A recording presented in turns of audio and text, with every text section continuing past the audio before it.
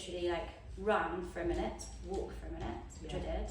And then you said, and then when that was okay, we went up to 2-1, 3-1, 4-1, 5-1, 6-1, 7-1. And then I started running until I could feel it. So for the first time on Sunday was 6k. And did you feel and I was pushing myself the first time, like properly pushing myself. And did you feel it at all? No. Amazing. So you're really at a good... How are you doing? Are we I don't. Okay, cool, that's fine, because we can just carry on.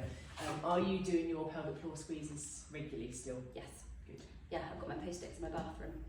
Have you? And she's really good when she's in here. She gets on the floor, doesn't matter who's around or what's going on. I didn't do it at the beginning, which is why I didn't get any better. Yeah. Isn't that? We're so naive to think that. You do. You think that things are naturally just going to improve, but you do need to put some work in.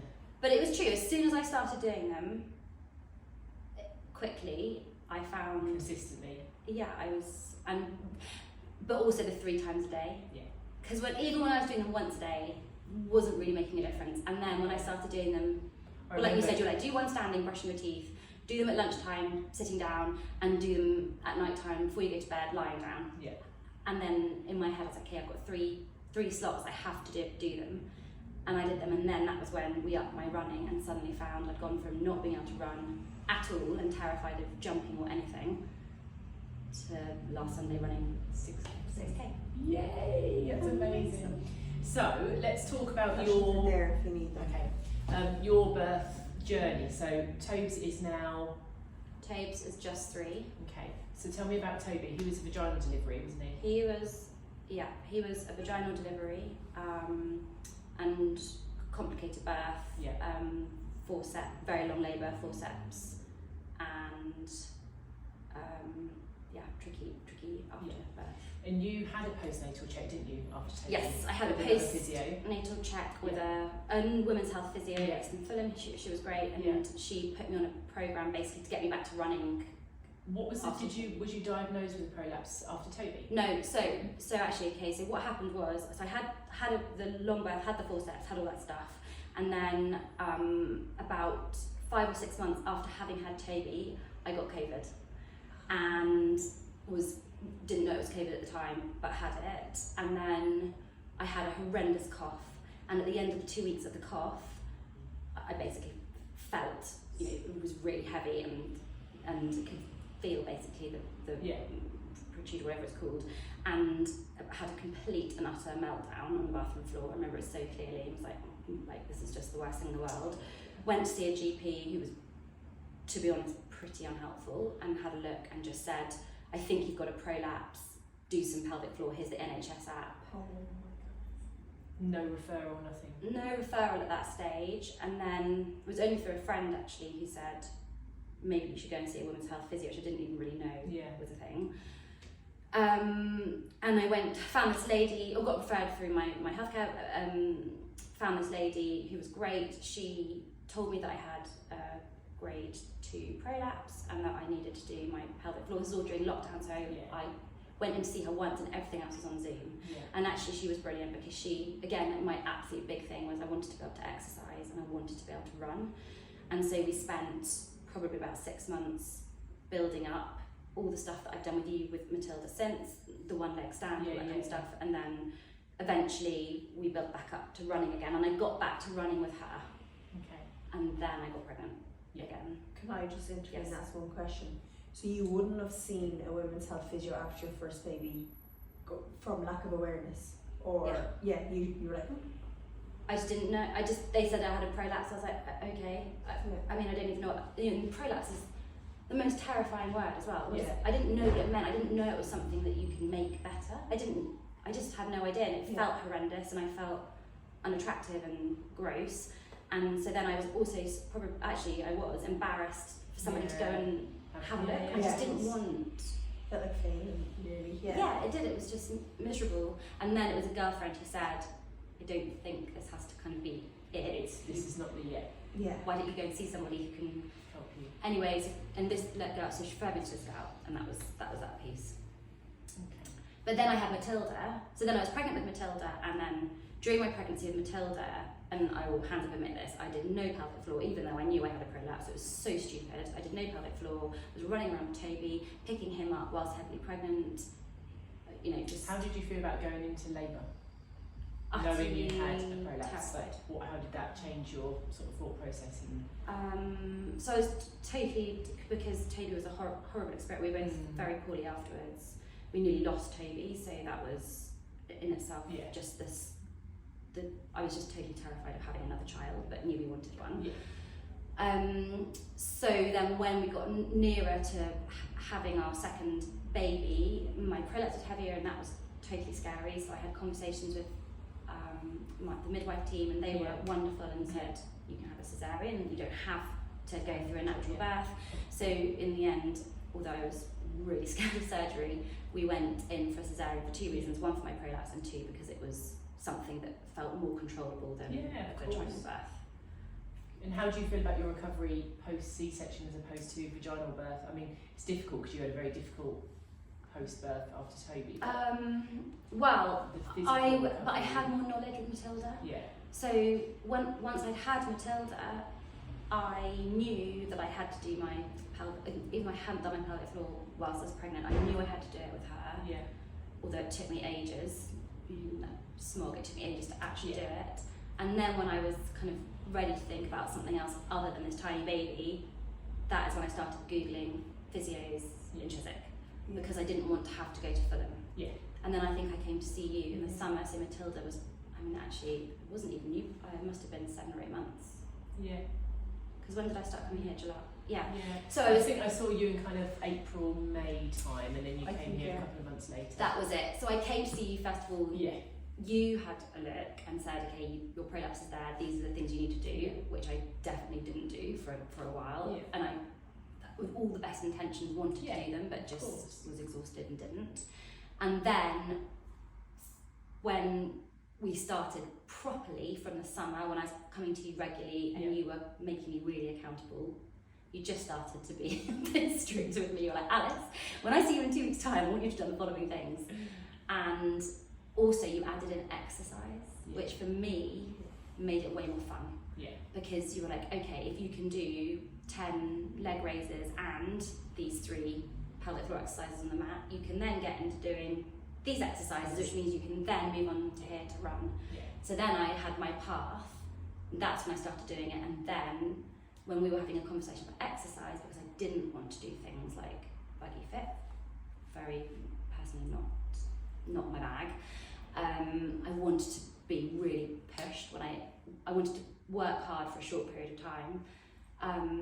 And then that's when you suggested Laura. Yeah. And you said, come and see Laura because she'll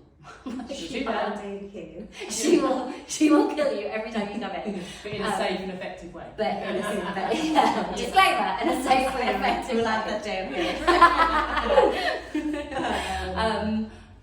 And that was brilliant because and then when you came here, it was amazing because I felt like I had complete consistency with, you have seen everything and know exactly what's going on with my body, and then you were able to put me onto a progression here and start training me. Yeah.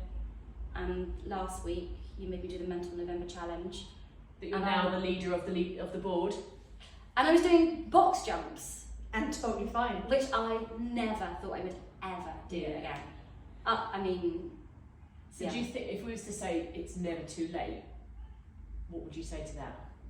Like, do you agree with that? It's never too late, you know, because some people aren't ready to start at 3-4 weeks postpartum doing the pelvic floor, and you don't feel the pressure, you know, it's never too late to start, it's never too late to get improvements, and it's never too late to work on getting back to where you want to be. Oh my gosh, I think is a good message to get out there. With Toby I was 6 months when I started, and with Matilda I was probably 8 months, and I think it wouldn't make any difference now. You know, if I started now with Matilda at 1 year and Toby at 3, with the stuff that you've given me to do, you can 100% get there. The big thing, and it's not a surprise, it's the same with anything, but you just have to commit to doing it. And if you're consistent with the pelvic floor stuff, then all the fun stuff comes. Yes. But you have to do the lying on a mat squeezing before you can get anything else. But it's amazing because I never ever thought I would be in the position of exercising that I am now from that, when I think back to when I was crying on the bathroom floor, to now, I feel so much more happy, so much more confident, and I feel like I'm myself again. So that's what I was going to say. What does exercise bring to you? Like, how, you know, Well, obviously it's very important to you. It's like my absolute mental health. Like coming here, doing my sessions here every week, it's my space. Yeah. You're going to make me cry in a minute. I know, but it'll make me cry. No, but it is it's like the most important thing, and I was so, when I think back when I came to you guys in July and properly started training, I was so sad. Yeah.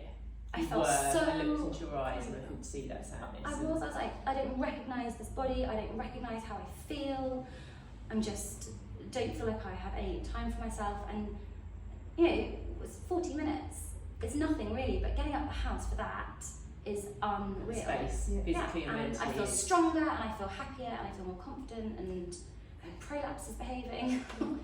How long did it take for you to feel the changes of the change? Being consistent. Yeah. I don't think it was long. Yeah. I think 2 months. Yeah. A consistent run. Yeah. Yeah. 2 months of, but properly, like every day doing it. But within 2 months. And training 3 times a week here and just being consistent running, building up your running. Yeah, I think 2 months. 3 months was when I was then able to run, you know, do a run which I wanted to do. Felt like it was a run, like I'd not exercised. Yeah. But I think for carrying a baby for basically 10 months and delivering all that, 3 months to kind of get yourself back when you're properly trying is nothing really. Yeah. And has your road of recovery been like this, or have you had a few setbacks on the way? You're definitely had setbacks. Yeah. I mean, I'd come in here to both of you and had tears and said I went on a run and I could feel it, and that exercise hurt and that didn't feel right, and but then that is what is so brilliant about coming here, because as soon as I say that, you guys say, okay, so we're going to scale it back. You do this instead. Yeah. Don't jump. Do take this weight and do that, and we'll scale that weight down, and we're going to do more reps, but do it safely. And that is and that's also the big difference, I think. When I first started trying to exercise post Toby, which probably set me back more, is I just did everything with a training person on an app in my garden, and it said, you know, safe for postpartum. And so I was like, cool, it's safe for postpartum. At this point, not knowing that I had a prolapse, so did it and probably did a huge amount of damage. Whereas coming in here, seeing you, and then being able to train in an environment for mums, basically, is incredible, because then, you know, I can tell you how I'm feeling and you guys know immediately, oh, that's a warning sign, or that needs to change. But you still feel at the end of it, You've had a workout. like you've been beasted. You can't walk the next day. Let's see what else we need to go through quickly. So we've got return to exercise. What would you tell? What would you tell your pre-pregnant self? Oh, to do your bloody pelvic floor. God. And what would I tell my, I mean, to pelvic floor exercises are so important, and I think the midwife teams in hospital tell you and you just have no idea. No. And then you go through birth and carrying children around and you realise the importance. Yeah. That is probably the biggest thing. The second thing is that everything takes time, and it takes 10 months to make a baby, build a baby, and it actually takes the same amount of time really to return to yourself, and you have to allow yourself that time. Yeah. And not be hard on yourself. Yes. What do you think midwives or advertisement could show to make us as women do our bloody pelvic floors? Like, how do we need to change the narrative? Because I think everybody, you know, the common funny thing to say is, oh, have you done your pelvic floors? And everybody's like, oh, and we all kind of laugh off, like, how can we put like a warning sign, or, you know, I think they should tell people what happens if you don't. Yeah. And I think also keep saying like your 45, 50-year-old self, because sometimes you can come through pregnancy and be okay. You know, you might be sitting here squeezing. But it's 10 years later when things start to change, you have less structural support, that, you know, that you then start to have problems. And had you have dealt with the weaknesses postnatally, you know, you might go into the other thing actually as well, I think, is making it like, I mean, and of course NHS can't do this, but in an ideal world would be to flag physio during pregnancy, because actually it's not just something to have when something goes wrong. Yes. Like if I'd have seen you at the start of my pregnancy and you'd said, okay Alice, this is why it's important, this is what you need to do. If you do this, if the key thing to you is to be able to run after you have your baby or go to the gym, then you need to do this, because otherwise X, Y and Z, I think I probably would have listened more, but it's too ambiguous. Do your pelvic floor because it's really important. Yes. Well, Yeah. Why? Yeah. If you don't know why, then Yeah. I think, Can I ask another question? Sorry, just for, if you don't mind sharing, what were, because I think every woman's symptoms are very different. So, like you had heavy, like what was your symptoms? What were the things that really made you be like, whoa? I don't have to put it elegantly, so I'm just going to go for it. Say it. So I just felt really, really heavy, and then I basically was like, what's that heaviness? And put my fingers between my legs and could feel something protruding. Yeah. And was like, holy moly, what is that? And that is when I just sobbed on the bathroom floor, and my husband came in and was like, what has just happened? Yeah.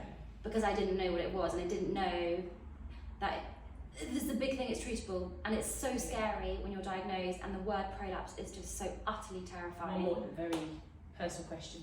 Does it affect your sex life in terms of No. the prolapse? Because No. I think that's a question that people are scared to ask. That No, I think mentally it did for a while, because I knew I had one, and I didn't want to be unattractive, or so it took me a while to get over that. But actually, once we started having sex again, it was absolutely doesn't change No. the physicality of it, and No, I think the word prolapse, and also I think, I don't know if you agree, but like prolapse is always the worst word, but people can have incontinence and other symptoms, and they're not, you know what I mean, like prolapse is like the worst thing that can happen, but actually people can have really bad incontinence and not have a prolapse.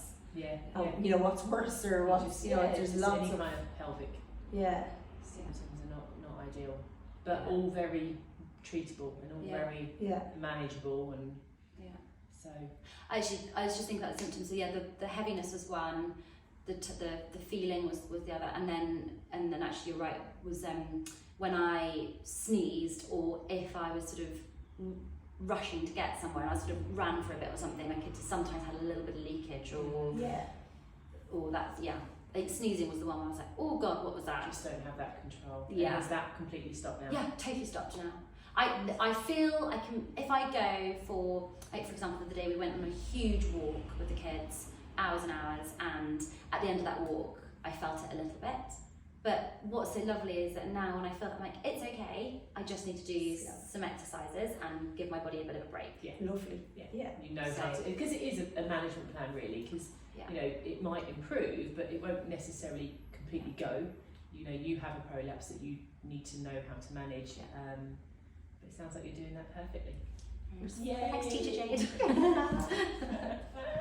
We are so proud of you though. It has been like, camera on or no camera on, it's like, it has, it's such a journey, it's such a journey together. And come back to being Alice. Yeah, and it's not easy, it's really fucking hard. Right, Really let's exercise, let's do this. Really proud of yourself. Yay, thank you darling. Okay. That was amazing, thank you. It's a pleasure, but I really mean it. You are amazing. Yeah. Just, thank you.